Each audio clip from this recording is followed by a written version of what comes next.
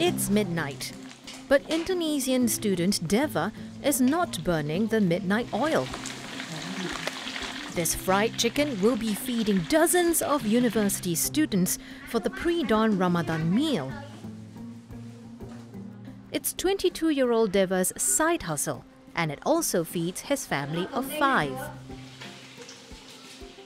Jadi kami lagi nyiapin catering sahur sebanyak 100 packs, dan untuk menunya ada rolada ayam, lalu untuk pendampingnya ada tahu saus tiram, untuk sayurnya ada sawi.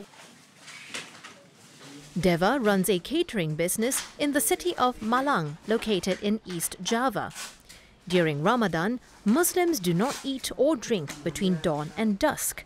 Deva's orders drop by 60% during this time, so he's kept his business afloat by changing its operating hours.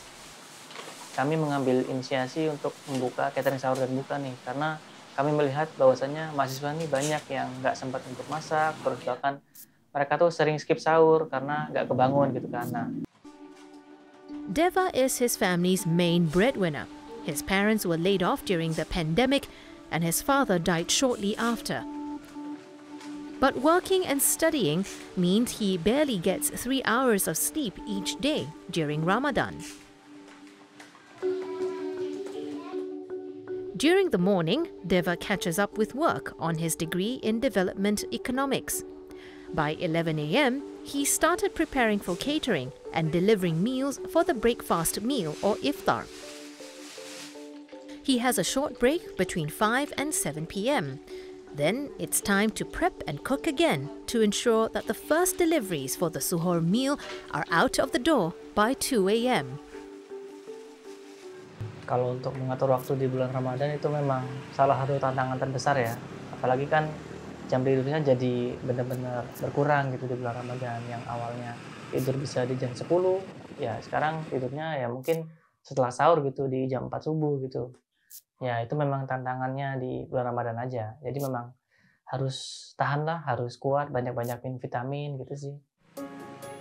Because students are his main demographic, prices have to be kept low. An individual meal starts from 17,000 rupiah or $1 for a packet of food, known locally as nasi kotak.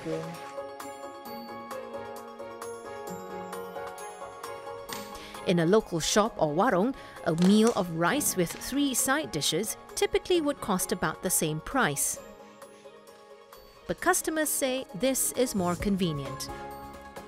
Kalau menurut saya sih worth it ya mas, karena emang kalau keluar kan kita biaya bensin juga sama biaya malesnya itu ya mas. Tapi kalau ada Dev's Catering kan bisa langsung ke sini gitu, bisa langsung dimakan, jadi nggak perlu keluar-keluar lagi. The city of Malang has over 60 higher education institutions.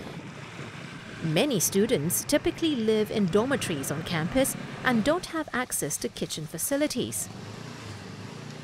Menurut kami sih hemat banget kalau dibandingkan dengan masak sendiri ya. Apalagi kalau masak sendiri itu ada biaya transport, terus apalagi menu malam ini kan rolada, terus ada sawi, terus ada tahu juga, dan rolada itu kan harus menggiling ya, dan menggiling itu nggak bisa kalau sedikit, harus langsung banyak.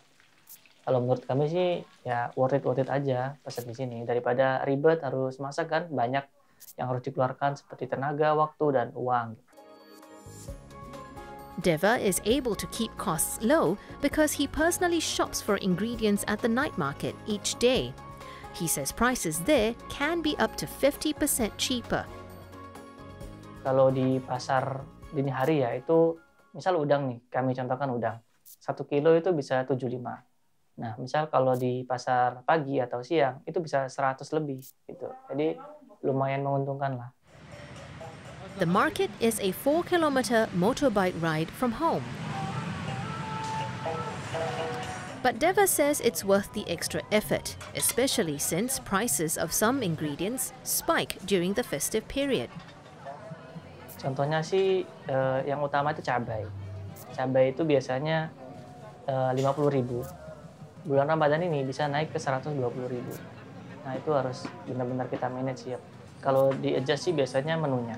Jadi kami bagaimana sih membuat menu yang bisa sesuai dengan budget lah. Jadi bagian-bagian mana yang bisa dipres, kayak misal sayurnya, kalau misal sayurnya ini kemahalan mungkin bisa diganti, terus kami konsultasikan ke pelanggan seperti itu. By the time Deva gets home from the market, it's 10 p.m. That's when the real work starts. Deva and his mother typically have less than 3 hours to complete 100 orders, from prepping ingredients to cooking and packing the bento boxes. Deva's 3 younger siblings also pitch in. But with so many orders and so little time, Deva often has to multitask. Jadi karena ini kurang orang dan orderannya banyak, jadi saya harus ikut mengantar. It takes him about an hour to deliver around 25 meals. By the time the first customers get their food, it's about 3 a.m. when most people wake to have their suhoor. Oke, kalau misalnya dari harga, menurut saya ini lumayan termasuk murah ya. Apalagi lauknya lengkap, dari sayur, protein, pakai nasi juga, ada sambalnya. Terus kemasannya juga proper, bersih, rasanya juga enak. Terus diantar juga kan ya, jadi kita nggak perlu keluar beli makan, tinggal tunggu aja di kosan. Deva started the business with his family's savings of about 5 million rupiah, or about $300. While he started with barely a handful of orders each day, his business is now well known thanks to his investment in social media marketing. His revenue now averages around 20 to 30 million rupiah a month, or up to $1,800. It may be an intense month of work with little rest, but with his family now able to live off his side hustle, Deva says it's worth the effort.